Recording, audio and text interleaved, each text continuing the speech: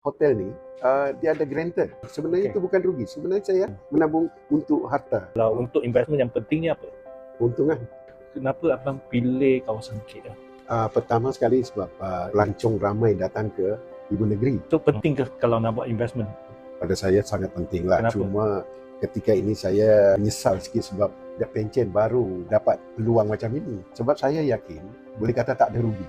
Kalau 20 tahun lagi daripada sekarang, saya akan tambah. Bukan satu, saya akan lebih. Disebabkan umur sekarang ni, hanya saya boleh gerakkan satu dan saya akan serah pada anak saya untuk menambah.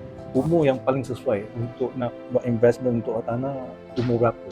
Lagi baik daripada muda. So by the end, bila nak pencen, boleh dapat 5 atau lebih unit-unit perhotelan. Saya pun terkejut. Granted 1,800. Kalaupun tak ada keuntungan pada bulan itu, kita hanya top up 200. Which is sangat rendah lah. Nak melabur 200 sebulan tu sangat rendah.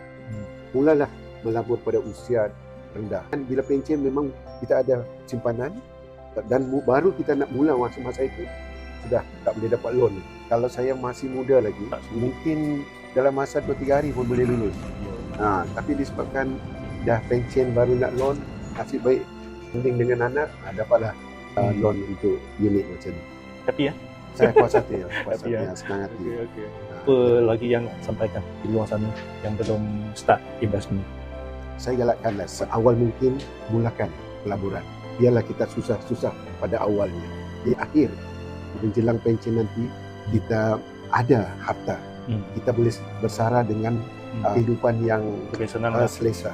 From start sampai hari ini servis kita punya layanan. Saya sangat puas hati dari segi tanggungjawab dan komitmen untuk menyelesaikan masalah. Saya nampak you keep on touching dari segi apa sahaja masalah yang timbul ataupun info yang perlu segera sampaikan kepada saya. Sama loan ini saya nampak pada awalnya mungkin saya tak boleh dapat kerana usia saya. Ya alhamdulillah dapat juga you settlekan.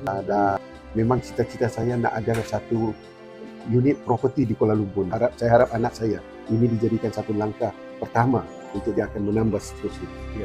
Okey, terima kasih kepada abang. Terima kasih. Terima kasih. So di luar sana, tunggu apa lagi? Jumpa saya di galeri ini dan saya harap saya boleh dapat tolong anda untuk dapatkan unit pertama untuk investment.